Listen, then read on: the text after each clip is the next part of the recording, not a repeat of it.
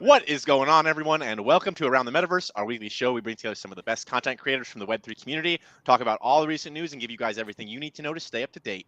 My name's Adam. I'll be your host today, but more importantly, we've got a great group of guests for a very special edition of Around the Metaverse this week. This is the premiere episode of our agents only Around the Metaverse. So on the show tonight, we have some of our fellow GIA agents, some of our senior agents, who have been hanging out with us in chat in Discord. If you guys have been watching the content or hanging around, I'm sure you've seen them or heard these names before. But first up, we got CryptoStache in the house, of course. How's it going tonight, CryptoStache?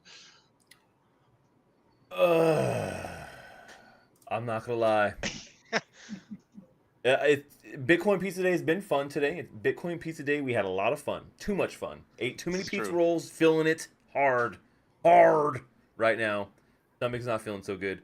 But this is great, man. Like this is something that I was really looking forward to, having all the senior agents here on one of our premiere shows here with Around the Metaverse. And but Adam, could you just tell our audience what is a senior agent? Like, what is our agents program all about? Just give us a quick rundown before we introduce the rest of the agents. So yeah, I mean, for those watching and tuning in right now who haven't heard of the GIA before, that's short for the Gaming Intelligence Agency. And it's the premier community of Web3 gaming, led up by, of course, our director, Secret Agent Stash. He's not in the costume right now. He's his other alias right now. He's his other alias. Right I'm in now. disguise. Yeah, I'm disguised as this is my super crypto Chad disguise CryptoStache for Bitcoin Pizza Day, in honor of Bitcoin Pizza Day and all of the other episodes of Around the Metaverse. But but no, for the GIA, we're basically, how it works is we're a community of gamers and blockchain enthusiasts, but that part isn't so much necessary these days anymore. We're really more, the focus is on Web3 gaming, or just gaming in general now. And we get access to all of the great early access games in Web3. We're giving away tons of cool opportunities for senior agents to play different games and get different assets that are in their hands before anyone else's. We're doing fun events like this, and if you guys aren't sure why Stash is feeling sick and might need to, why he's got a little puke bucket on the side, just in case, make sure to check the channel out and see what we were doing earlier today for Bitcoin Pizza Day. All the agents were involved in that as well. We do a ton of fun stuff around here, but that's enough about the program and us. Let's introduce some of the agents themselves. First up, we got Tardun in the house. How's it going, Tardun? GIA senior agent and prominent community member of 77-bit, Undeads, and Champions Ascension. Yeah, doing well. How are you guys all doing tonight? Chilling, man. Fantastic. What you got in the enclosures back there? What kind of reptiles you got, man? Right in this little one here is a tricolor fantasy Pac-Man frog, and in that one there is a lychee gecko, also known as the leaky anus gecko, because they make a mess. And before we were just talking too, the addition of a jumping spider might be making its way into Tardun's collection here pretty soon. If you guys collect animals, throw in chat what you guys, or have pets, throw in chat what you guys have as pets. Next up, we got Gen X Crypto, another GIA senior agent. How's it going, Gen X? Absolutely awesome to have you on. It's going really well, and I was really excited. But I'm kind of disappointed because I was really looking forward to seeing Stash use the bucket. Oh, dude, you almost made me use the bucket. He was trying really hard. I tapped out, so I was. Stash. If we didn't have Around the Metaverse tonight, it would have been a different story. You know what I mean? But we gotta come out here, and Stash needed to not be blue in the gills. Mm-hmm. To do the show tonight. Even if I puked, I'd still be here, man. I'm dedicated to y'all. He still never made it to use all of the for the gifts and stuff that I handed out. I know, man. He never got. I tried. And no, huge shout out to you, Gen X, for those watching right now. Yeah. This honestly is probably the biggest gift that anyone has dropped in I'd say the YouTube in a long time ever. That was great, man. Brought in a bunch of new agents. Good, dropped some memberships. It was pretty cool. The membership feature is cool, and he crushed it. Yeah. Oh yeah, And then last but certainly not least, we've got Drew and Ryder, another GIA senior agent who is This is Drew, but is Ryder going to be making an appearance on the show tonight, Drew? Oh yeah, absolutely. He's more camera friendly than I am. He's welcome to join if you want, man. Yeah, you know, he would love it. Let everyone know who Ryder is, also for those who don't know. Well, Ryder's the star. He's the gamer. He loves gaming. He does it day and night. I just the cameraman and I pay for everything. So yeah, he's so outgoing, so sweet, he's so funny. You know, Stache is the only person who'll stop what he's doing and actually sit and watch. It's Dude, incredible. I'm not gonna lie, man. You guys are a dynamic duo. We got Agent Drew and then his son Ryder. You know, I'm sorry, is he 8 or 9? I forget, 8 or 9. He's 8. He's 8. Yeah. He's 8. Getting him started young, man. That's how you got to do it. You know, we ride together, and it's awesome to have you and Ryder, of course, welcome to make an appearance as well tonight.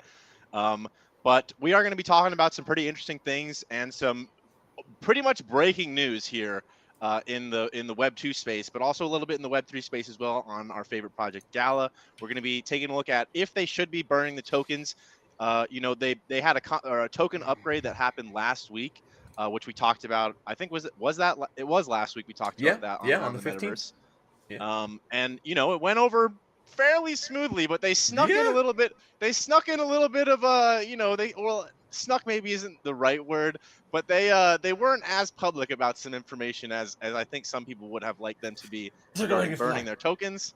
Yeah. We're going to talk about that, but we're also going to be talking about the massive news that just broke about Microsoft and ActiVision's potential merger and kind of the trouble they've been having getting that to go through with all the different regulatory bodies across the world. We're finally seeing some developments here that might be a signal as to them, you know, getting this thing through the into the end zone here pretty soon.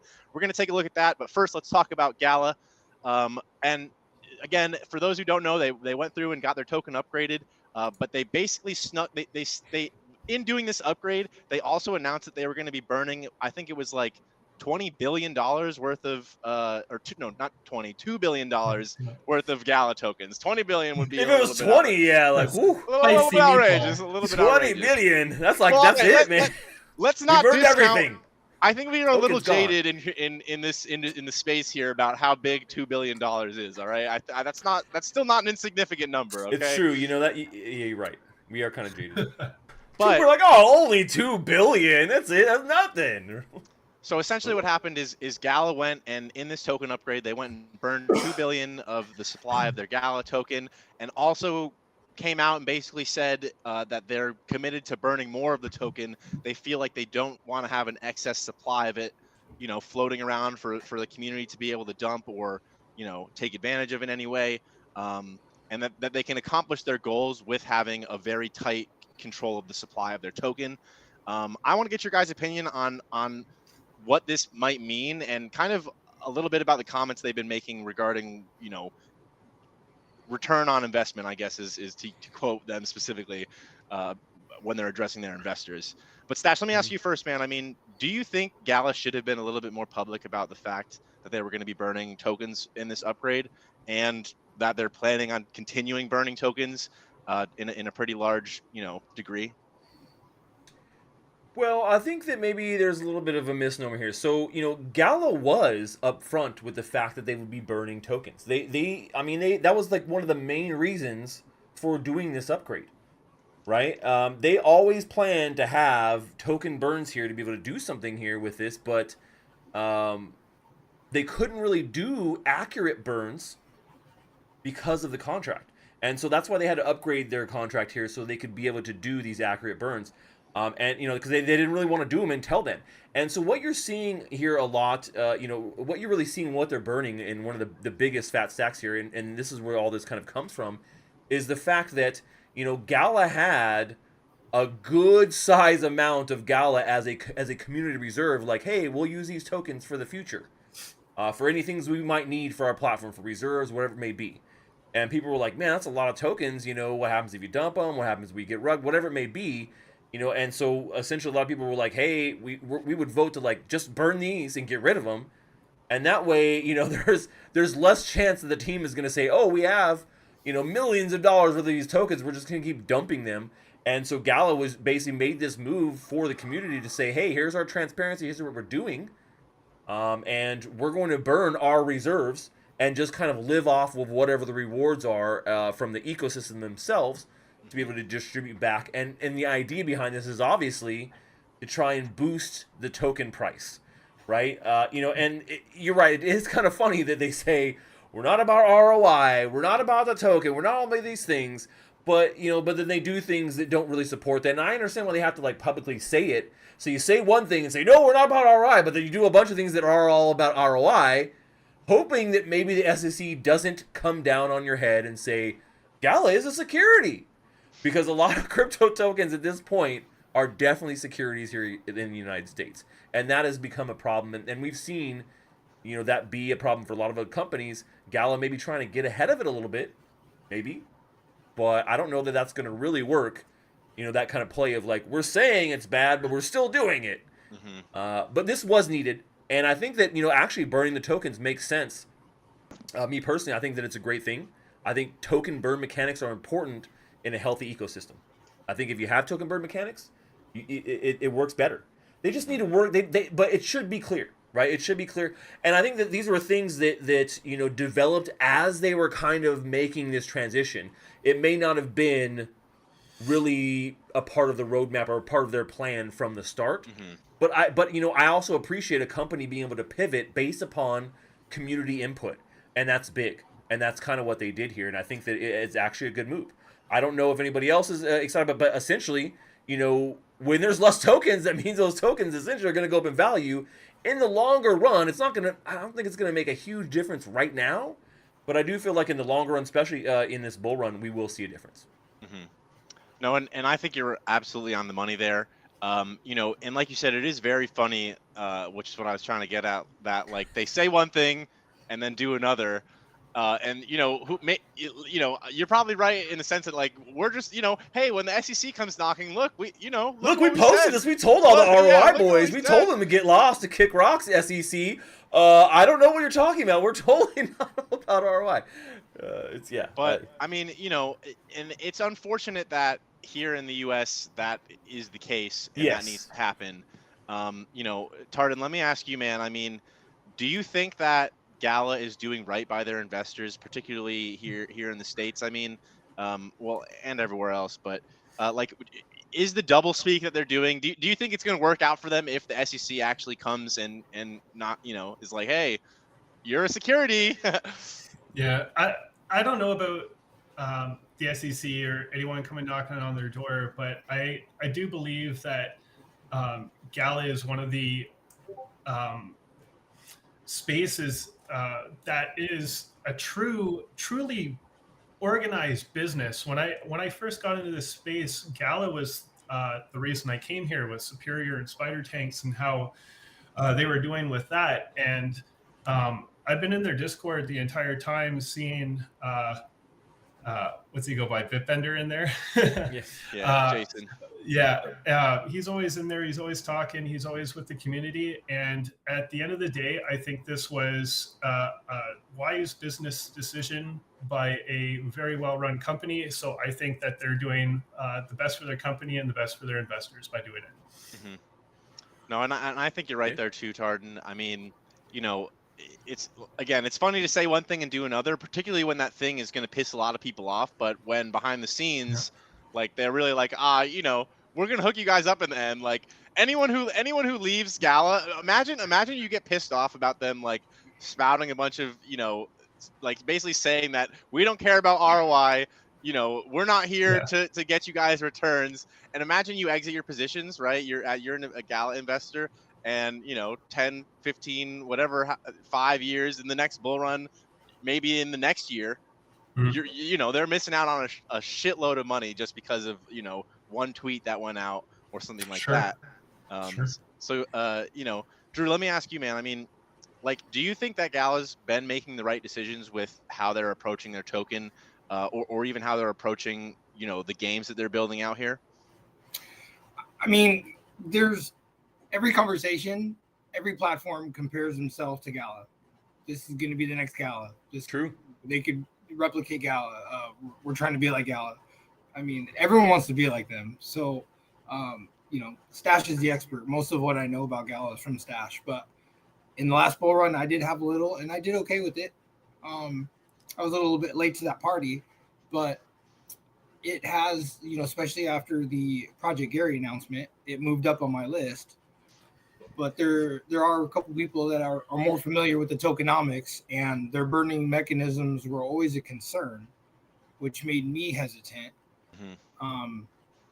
With that being said, they didn't get to where they are now by making mistakes. There will be things that people will like, investors will like. There will be things that they don't. And Stache just brought up a good point that I didn't even think about was the SEC. Here in the U.S. for investors, not so much gamers, for investors and for companies, it's frustrating. The loopholes they have to go through and the things you have to deal with. So you got to give them that benefit of the doubt to think that way also, so that they don't have to completely move out to another country or But I think in the long term, with the familiarity that I have with them. And is every conversation, every platform wants to be like Gala or be like Gala. I think in the long term, it would be a good, long, safe hold. Mm-hmm. Well, yeah, and at least in terms of the token, the one thing with the SEC is like I foresee potentially Gala move. They're not headquartered in the United States, right? Are they? Yeah. Okay, well, for sure. No, they are. Yeah, that's what I'm saying. And in the ideal world, Gala wouldn't be approaching it like this. They would have no problem with the ROI boys. There wouldn't be any of that pushback. The only reason there is because of the fuckery that is going around here in the U.S. and the SEC and all these other regulatory bodies that can't provide clarity. They're literally, it's not even that they can't. They're also just denying to do it. No, I'm sorry. Coinbase ask, please. Other people ask. Nope, we're just not going to give it to you. Sorry. Yeah, what? Gary, and then they're gonna go after you like, oh, well, we want your money. We're gonna slap you on the wrist. Like it's such a farce, man. Gary Gensler is a freaking clown. The guy needs to go, and he's literally going to crush crypto, entrepreneurism and the industry here, and it's gonna move out of the United States, and we're gonna fall so far behind every other country because of this thing in the next 10 years. It is a huge pivotal turning point, and we have a large part of our administration in multiple ways that are against cryptocurrency in at large, right? The Biden administration has also said things about this too, and it's like, come on, man, you guys are over here hosing the shit out of us. We just want some clarity and to know what's going on, and like let us do our thing and keep innovation going here. Don't move innovation overseas with horrible, heavy-handed regulation. And Drew is right on point with that. Like that's people want to be like Gala because they see like this is what is working, but not here in the United States. Goldman Sachs Gary sends out literally tells projects or companies, come talk to us. We want to help work with you on regulatory clarity. And then, for example, with Coinbase, like Brian Armstrong.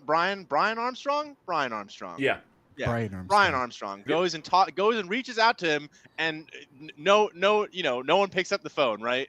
So clearly Gary Gensler is not on the side of our industry here. And Drew, man, don't discount yourself when you say you're not an expert, because anyone who was around last bull run and is still here and talking on the show, if they're not an expert yet, they're almost there. So yeah, it's just time.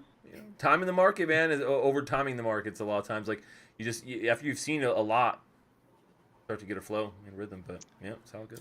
But yeah, we haven't heard from you yet, Gen X, man. I mean, like in your opinion, what do you think Gala should focus on if they want to remain one of the bigger names in Web3, in the gaming space particular? Because I mean, they've got film and music too, but Gala Games, what do they have to do to win over the hearts and minds of Web2 gamers going forward? Well, I think a lot of this thing with the token has to do with tech.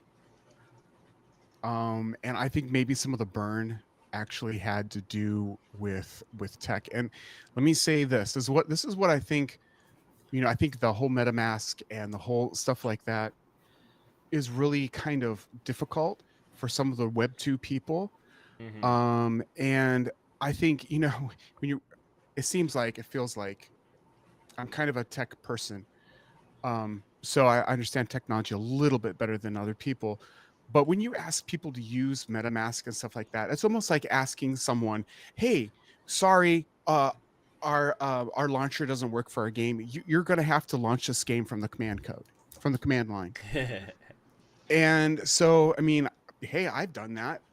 You know, my generation, we did that with most of our games, actually. And so, but I think that's quite different. For this generation, they're not used to. They're console players, right? You plug your control, you set up your Xbox or your PlayStation, you plug in the controller and go. And make everything really simple and easy. They don't want to learn tech. And now I'm sounding like an old person, but hey. You're hurting my feelings a little bit, man. You're hurting my feelings a little bit. Dude, he's not wrong. I mean, hey, I mean, I'm not of the youngest generation anymore. I would say that's, like in the industry or the space, probably like the second up from there. But I've experienced having to well, I guess my better example, I've had to mess around with system files and things like that to get games to work. But I remember back in the day, anyone who had an Xbox 360 with the removable hard drive used to be able to pop that sucker out and plug it into your computer and mod all sorts of games. Because all I remember, man, is I was the modded gun dealer in Borderlands 1. Everyone came to me for the best modded guns. No one got banned from the servers. We were all living it up back then. But I agree with you too. Some people nowadays need a little more help, hand holding. And it's true, and but like that kind of speaks to not just this generation, but it also really speaks to crypto, right? And this is something I totally get and understand. This is the reason why I actually got in this industry and stayed in this industry, is because one of the main tenets of cryptocurrency, of Bitcoin, of blockchain technology, distributed ledger, Web3, whatever the hell you want to call it, is self-custody. Being able to understand that you have the full power and control over your money, not somebody else, not a third party. And I know it's a lot harder to do. It's so much easier to just deposit your money in an ATM in a bank and just say, I don't know, bank, hold it for me. That's easy. It's stupid simple. And I get it, right? When we made it stupid simple, and people have gotten used to that. But the fact of the matter is we're not going to move forward until people realize you're being screwed by these banks, and you need to learn this one aspect. Yeah, MetaMask and getting crypto set up in the very first place is not the easiest thing to do, but there are tons and tons of people just like me that will handhold you and help you every step of the way. I have literally onboarded thousands of people into cryptocurrency, and I've done it across multiple mediums. I've done it in person. I've done it over Discord, over videos, whatever it may take. But there's tons of us out there. There's a whole army of us that wants to help whatever people that want to get in on this, to understand it. You don't need to understand a ton, but just enough to be dangerous. And that's what really crypto is all about. But it does make it harder for people to get on and play the games, do all these things. But in the end, the time you put into it right now is worth it. It will be worth it in the end, for sure. But the thing is what about those people who really they don't want the responsibility. They don't want the. I mean, that's I'm serious. Most people. No, too. I know. That's most people, and that's what I'm saying. Yeah. They should have an option for sure. I'm not saying that you just exclude those people at all, but there should be an option like, oh, if you want, and I think a lot of games are taking the hybrid approach with like, hey, you can play on the crypto side and you can add that in whenever you want. But right now, just to get going with the game, it's just a simple sign up, social sign up, or email sign up. And then if you want to add crypto, you can. Now, I think a lot of people will choose that. But I can guarantee you, I don't think there's one person. I mean, some people have maybe got wrecked because they're degens and they lost money when they got into crypto. But I'm telling you, there's nobody that really regrets oh man, I wish I could just go back and not know anything about finances and money and banks. And just take all that knowledge and pull it right out of my head with a wand, stick it in a little jar, a la Harry Potter style, and never know about it again. Nobody wants to put take the wrong. Yeah. They're not going to do it, man. Once you start going down the breadcrumb trail, you understand how powerful it is. You do. Of taking control of your finances and things like that. You're right. It's it's like opening Pandora's box. Once you see, the Wizard of Oz behind the curtain, right? You're like, oh shit, man, this is how it's been the whole time. Like what? You know.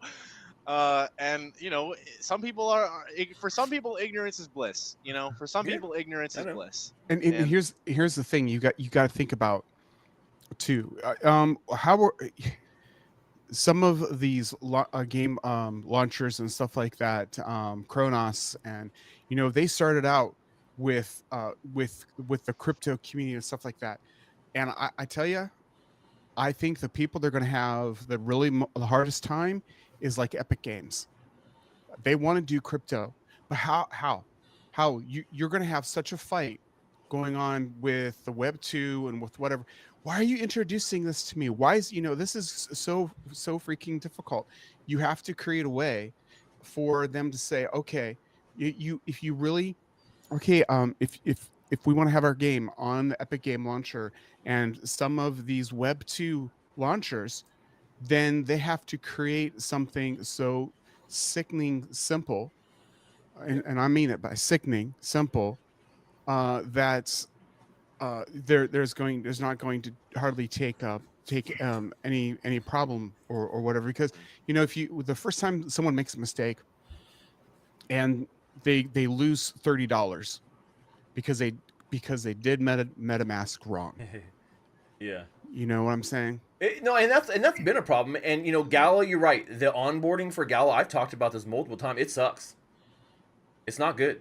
It's hard. It's to this day, I cannot get I cannot get the game. There's so many little nuances of like downloading games. It's not a good experience to get started with Gala. It really isn't. That's why I did a whole beginner's tutorial of like, here are all the little funny things you got to know. Because Gen X is right, but like I said, you know, if you really once you get there, I think it's there. But there will always be, you know, that disparity. You can't. You won't be able to get past it. We're still in a point now where, I mean, it's still super early. Like you just, you know, Gen X, like you were saying back in the day with PC games, you had to do it by the command script. You know. Exactly. And it's in a similar sense. That's where we are today with MetaMask. I'm sure, or I'm sure we all hope at least that those systems will improve and become more user friendly, or at least more easy to like understand what actions you're taking while you're taking them with wallets and things like that. But I think Gala has that in mind, and hopefully we'll be working on that too once they get some of the bigger things out of the way, like, you know, all the block token stuff, developing the games. You know, like I said, we're still really early, but let's move on to our next topic here, and probably literally the breaking news that's going on right now between Microsoft and Activision Blizzard. So for those of you who don't know, I think from January, Microsoft announced their plans to acquire Activision Blizzard January 2022, I think. And ever since then, they've been going through all sorts of legal battles all over the world about, you know, anti-competition laws, and it's going to be a monopoly and all of these different things, which, you know, do have some, you know, some merit to them. But we just had breaking news today that at least, so essentially there's three different areas that there have been developments in recently: the US, the UK, and the EU. So in the EU, they were just approved, and the deal in Europe is all good, all kosher, all good to go now. The USA, there's been ongoing legal battles that have been kind of put on hold, or there's no injunction placed essentially that happened from the legal battles. Now, while, for example, with the FTC, they still don't have the FTC's blessing, there's no legislation or legal issue in place to stop Microsoft from going ahead with the deal.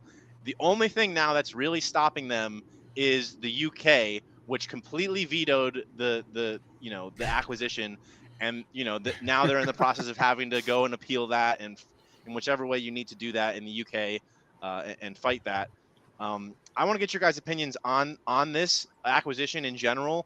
Why maybe the UK is denying this compared to, say, the EU, and here in the US it's a little bit more complicated in terms of, you know, the democratic process that happens here.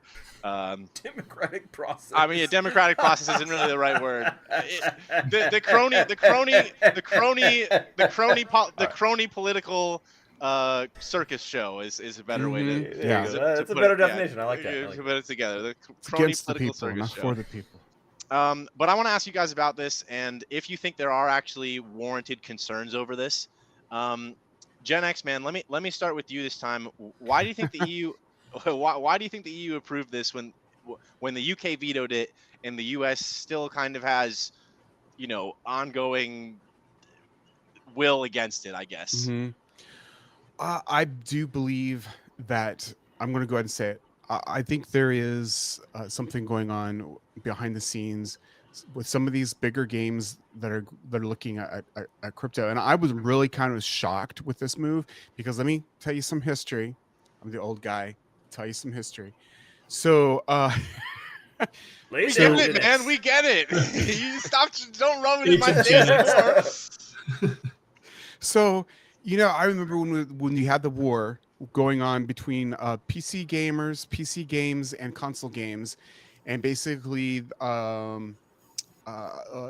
Xbox, which is Microsoft, and PlayStation said, "Oh, PC games are dead," and they literally tried to force them to go into and join Xbox, Activision, before it was Activision. And so they tried to buy them out or force them into saying you can't, you tried to force them off of even being on PC. And so now that they're like shaking hands on this and say, yeah, we want to be a part of Microsoft. Now, Microsoft is also working on crypto, right? You guys know that, right? Mm-hmm. So I mean, for some time now too. Yeah, they've had a lot of crypto stuff going on. And you mean put two and two together. The reason why they're working on it has to do with gaming. Okay, it's not because there's going to be financial stuff going on in the background or program. They're going to try it to get into their own crypto gaming stuff. So that is part of the reason why. I think that's the main reason why. Well, and it's interesting you say that too, because interestingly enough, one of the people that Microsoft brought on as a consultant for their metaverse initiative, right? That's kind of been, it's a little bit hush hush so far. But believe it or not, if you guys are familiar with the massive lawsuit that happened with Activision Blizzard a while back over the corporate the bad behavior that was happening in their offices, let's say, naughty behavior. You mean naughty? Yeah, led by Bobby Kotick, by and large. So basically, he got about Bobby. Are they keeping Bobby? He got ousted, but guess who picked him up? Guess who picked him right up? Microsoft brought him in as a consultant for their metaverse program, and guess who they're acquiring now? Activision Blizzard. Exactly. Guess who's probably going to be sitting at the top of that program once they get brought into Microsoft. I'll put a $5 bet on it right now because I bet it's going to be Bobby Kotick. We're living in Bobby's world, baby. Bobby's world. I love that. Bobby's world. So imagine this. So Blizzard, which is the developing part of the company. Now, what's going to happen if they do acquire, is that then they are going to become the people that are going to develop the next crypto game. I don't think that it's going to be Warcraft. I don't think they're just going to mod right over into being. They're going to create something new, but I believe that they will then start creating crypto games and launching them. And that will probably be unfortunately, how you're going to get the Web 2 into crypto gaming, because then it's not going to be Trojan an open horse blockchain. It's going to be a private blockchain, and it's going to be private crypto. Private. Well, yeah, and everyone who has a console is going to be just they're not gonna have an opt-in. It's just going to be a new feature. Yeah, which is not that bad. That's overall, I don't think that's that bad of an issue. But no, I'm curious to see how that's going to play out, particularly with, like I said, Bobby Kotick. But Tardun, let me ask you, man. Do you think that if this goes through, will it help or hurt the gaming industry as a whole, Web 2 and Web 3, or do you think there's merit behind the concerns in stopping it? There's absolutely merit. but just looking at it from all the sides, Activision and Blizzard have had some pretty poor news headlines.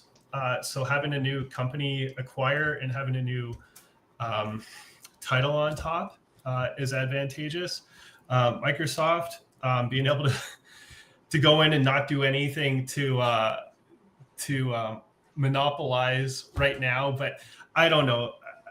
They're a huge company. I think it's all merited and it's all warranted to think that something negative could happen here. UK is very on point with a lot of their online laws with everything I've seen. So I can understand why they went that way. As for the States, I think they're eventually going to do it. Looking at a company like Sirius and XM merging years ago, they were the Coke and Pepsi, and they eventually got together. When you have a big company like Microsoft, well, look at Disney right now.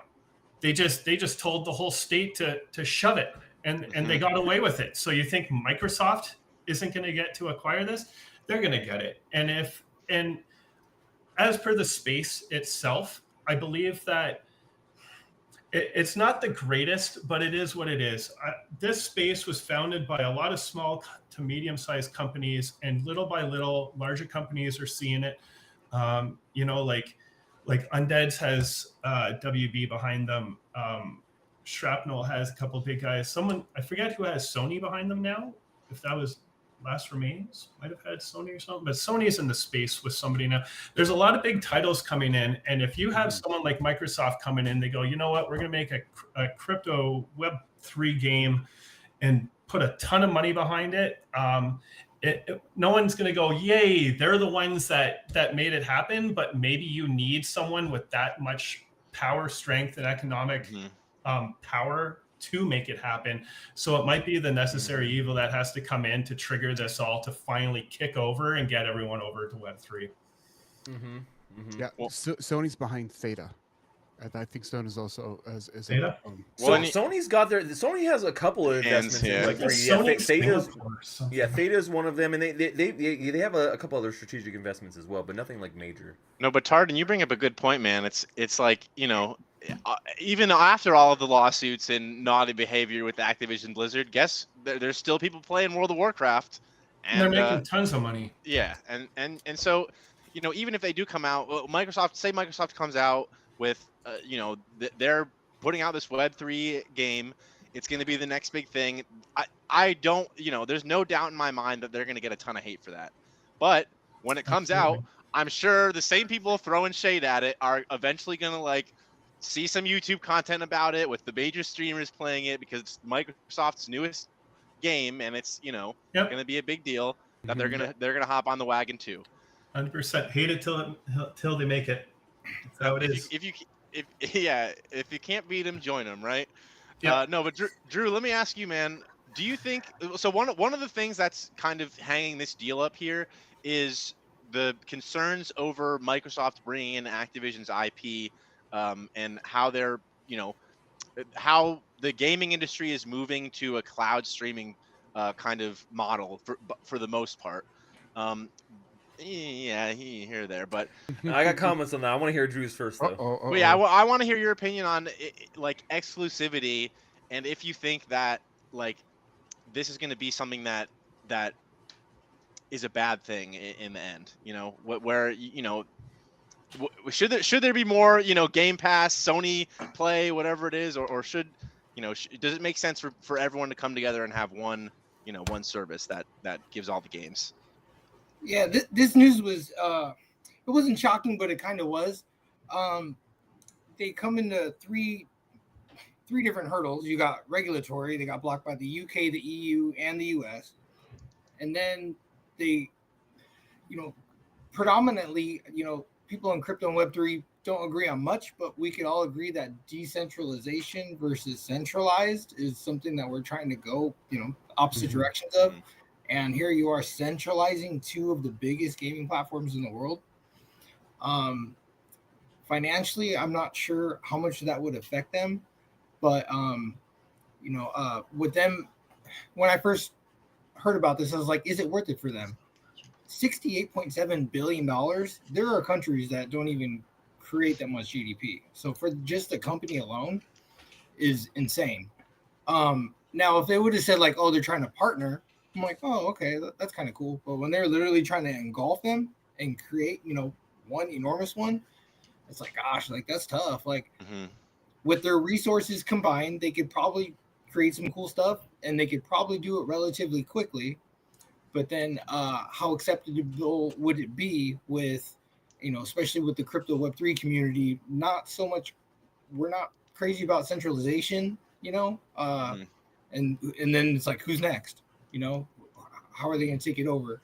Now, if we were like, I grew up in a day and age where, Web 2, if there was no such thing as crypto and Web 3, probably wouldn't even notice it, probably wouldn't even care.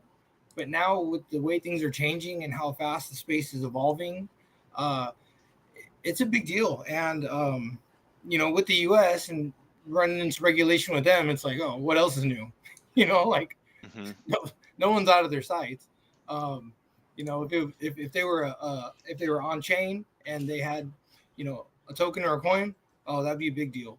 But right now we'll see, are they gonna, I think the biggest competitor is Sony, and Microsoft's biggest goal is the cloud gaming. And I think if I understood it correctly, that one of their setbacks would be they wouldn't be able to do their cloud gaming, or they'd be restricted on it, which was like their primary goal. So then it would come down to them is do we want to move forward? If that was our whole primary objective, and they're saying one of our caveats is we're not allowed to do that, what's the point? Will they move forward with it? I wouldn't be shocked, but if they were to withdraw and say maybe not, I wouldn't be shocked either. And the sticking point too for a lot of people was that like they were concerned, particularly about Call of Duty, for example, moving to be an Xbox exclusive, and they did. There were assurances made that wouldn't be the case. So the UCOD fans out there, if this deal were to go through, you probably won't see Call of Duty going away and becoming a Microsoft Xbox exclusive. But Stache, you seem to have a pretty strong opinion on whether or not that's a good thing or a bad thing. I'm curious to hear what your thoughts are on that. All right, so here it goes. This is a long-term play for Microsoft, right? The main concern that the UK had was about cloud gaming. Oh, if they do this, they'll have too many really great big titles for their cloud gaming platform, which will then hurt some competition in the near future. Right now, cloud gaming is a very small percentage, and we don't even know, there's no guarantee that mode and that thing is going to be the predominant way that we game here in the next 10 years. They did make some concessions for the EU, which the EU accepted, and that's why they've let this pass. And them being like, hey, you can't make Call of Duty exclusive. You got to allow it and give these titles and be able to like lease them out essentially for the next 10 years. And Microsoft said, yeah, that's cool. We'll do that. But the thing is that what everyone's kind of missing here too is that Activision needs to be acquired. Activision Blizzard as a company, they need to be acquired. There's no this is. I mean, I wouldn't say that we're on the precipice of it, but there is a chance that we lose all the franchises. That they never get made again because it just ends up not being acquired and the company crumbles. Fails. And the IP's bought out by somebody else. It's going to turn it into complete shit. People were talking about maybe Disney or other ones that might be going for this. The fact of the matter is that, am I a big fan of like centralizing more things into one entity like Microsoft that I'm not a huge fan of? No. But I would rather see all the IP continue on in a form that is proper with a company that is going to do it justice versus I don't give a shit, like there's less options for me in the next 10 years for cloud gaming and it's either woke Xbox Call of Duty because it Disney. Already is. Like there is no company, like it already is that, dude. Are you kidding me? If you're gonna go cloud, like what are you doing? There's only it's just like phones. Nobody cares. If we were just talking about this, you go to the store, you're either getting a freaking Apple, you're getting an iPhone, or you're getting a Galaxy, or maybe you're getting a Pixel. I mean, there are other phones out there, but in general, those are the three, right?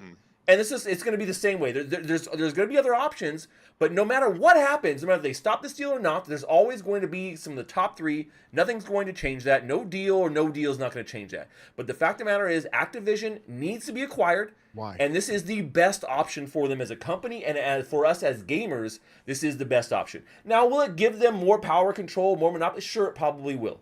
But not in I mean, they have made some concessions, and I don't think it's going to be in a significantly bad way overall for the titles or for gamers in the long run. Because if they don't get these titles, you think Game Pass is going to go away? You think they're going to make Game Pass more expensive because they don't get the titles, or cheaper if they do? It's not really going to change much for them. There's still going to be tons of things they can throw on there, and if cloud gaming is going to be the future, then it will be. And Microsoft will be there no matter what. They're already behind in the cloud gaming race anyways. Google and Sony, they're way ahead. They're already way ahead with their technology. Microsoft is light years behind. And, maybe Gen X is right. Maybe their play is like, we're behind. We could throw some blockchain elements in there. Who knows? I don't know if that's really their focus. But this deal has to go through. And I think that it's short-sighted for, gamers to be hating on this just because, monopoly and all that. Man, there's so many other monopolies out there that are screwing us over on a daily basis, and this is the one you're worried about? Holy shit, man, come on. Like, oh no, I gotta pay $60 for a Game Pass. Like, there's so many other companies out there that are monopolies that are screwing you over on a daily basis. This one means jack shit. Please, please, let Activision be bought by Microsoft so we can get these titles into a developer and into a company that's going to treat them well for the next 20 to 30 years. End rant.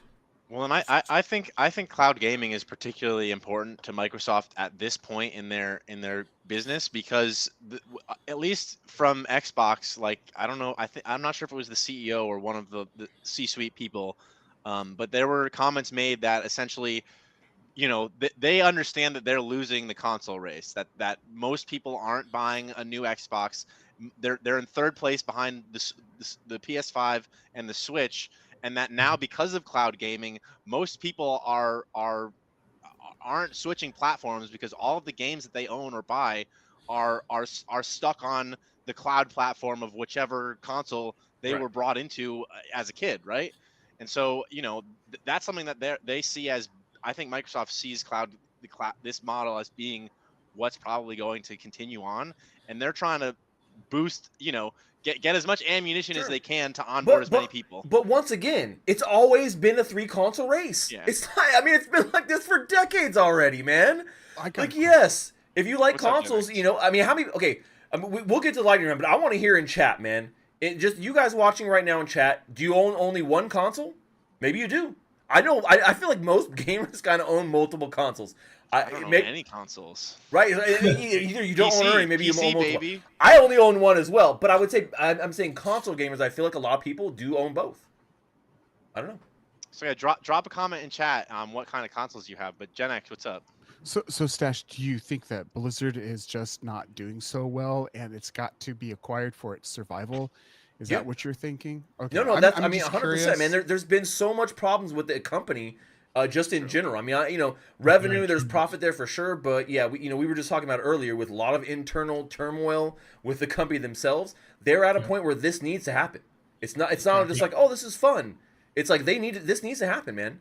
Have you guys tried to play Warzone or Ranked or DMZ or anything lately? Like, are you kidding me? Is anybody like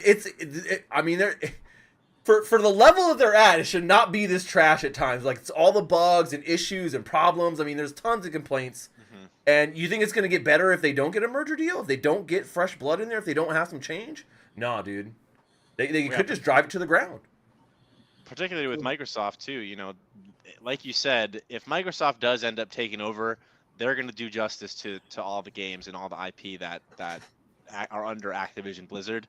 I don't think we see, if you say compared to, say, in the contrast, Disney taking over, I'd imagine we'd see tons of outrageous changes to everything if Disney comes in and swoops it up. Yeah, that would be the worst. Company. Yeah. But, and speaking of, I think I'm not sure that there will always be 3, right? There may, some might die. We might see a new person enter the game or one die off. I don't know. Who knows? But you know, we're gonna move on to our last topic here, the lightning round for Around the Metaverse. I'm gonna ask each of you guys. I need a sound effect for that. We need a sound effect for that. I'm gonna get it. I'm gonna do it next time with a cool lightning bolt that We comes need to down. get. No, I'll just get one of those like metal boards that you like. You know, the lightning board. Yeah. All right, that's old school. I like it. Movie sound effects, baby. No, but I want to ask you guys, the lightning round for this episode of Around the Metaverse is going to be, what was the first gaming console you ever had, and what consoles do you have now? We're going to ask each of you guys, go in order of Tardun, Gen X, Drew, and then Stache. All right, so Tardun, which was the first gaming console you ever had, and what consoles do you have now? The first one was an Atari 2600, and I still have it. I still have my Sega Master System, and I have to play a couple more games before I sell it, but I still have my PS3. But that'll be gone because I'm primarily a PC gamer at this point. That's the natural progression for everyone, I think, to be perfectly honest. It's consoles first, and then you graduate to PC at a certain point. Short answer. You just got to say the consoles. Just bam, bam, bam, bam. Yeah. But all right, Gen X, man, what was the first gaming console you ever had, and what consoles do you have now? I've never owned a gaming console, so I don't have a gaming console. PC only ever. PC only ever. PC only ever, baby. And then, Drew, what was the first gaming console you ever had, and what consoles do you have now? So I remember when I was a kid, like I know we had an Atari. I don't remember playing it a whole lot, but I just remember seeing it. But I do remember distinctly having a Nintendo, like the big VCR kind that took the cartridge. And I think the first game I ever had was Duck Hunt, and it had like the cord for the gun, and you shoot across the screen. I remember that. And then eventually I graduated to a Sega Genesis, and I played a lot of Sonic the Hedgehog. And then my last gaming console for me was a PlayStation, and I think the last one, the game that I got into, I was in high school. I would actually skip school to play GTA Vice City. Me and my best friend at the time, it was only a one-player game, so we would take turns, and that was so hard because San Andreas, man. San Andreas is always going to be king, in my opinion, against Vice City. But you know, to each their own. To each their own. My Wind Waker opinion was controversial last week. No, I just love the soundtrack of Vice City. It was just epic. Yeah, it was. Yeah. It was. Well, and I heard at least we're going back to Miami in the new GTA. From what I've heard, at least. Don't quote me on that, but I haven't looked it up recently. I heard it was Toronto. Oh, I don't know. Well, maybe we're coming to your home to Canada. Not to dox you, but up into the great north. But Stache, lightning round. What was the first gaming console you ever had, and what consoles do you have now? Atari 2600 kicked it off. And right now, the only console I have, Switch. Actually, I have multiple consoles right now, but the Switch is the one I play. I have an Atari VCS. Nobody even knows that one. Ooh, VCS. Shout out folks over at Atari. They're doing some cool stuff. I hope all of you agents here on the show and in chat, and potential new agents, were in Discord and heard about the drop that they did for the Atari Club last week. They're doing some cool stuff over there. So check out Atari X when you can. Shout out to our friends over there. And then I guess I'll do my lightning round. I mean, so the first gaming console that I ever had was, I believe, a GameCube with Luigi's Mansion. My parents, I think it was in 8th grade, or maybe between 5th and 8th grade. I'm not sure. And then the consoles I have now are a completely blown up, broken Xbox that doesn't work and only turns on half the time, that I never use unless I'm streaming something, and a PC. So there you go. But that's all tonight, guys. We're running out of time here. I want to thank our senior agents for the first ever Agents Only Around the Metaverse here. For you guys in chat who are still sticking around, thank you guys for sticking with us through this. It's been a great show. I hope you guys learned something about the all the crazy stuff going on in Web 2 and Web 3. If you're not subscribed, make sure to subscribe to the channel and like this video, and then check out our agents who all have their Twitters linked in the description below. Share some love to them as well. They're always talking about all the most recent Web3 stuff, because we're always talking about it at the GIA. So hop into our Discord and hang with us after the show, man, if you want, because we're going to be chilling. But that's all we have tonight, folks. Come back next week for another episode of Around the Metaverse, Mondays at 4 p.m. Pacific, 7 p.m. Eastern. But that's it tonight, folks. We out.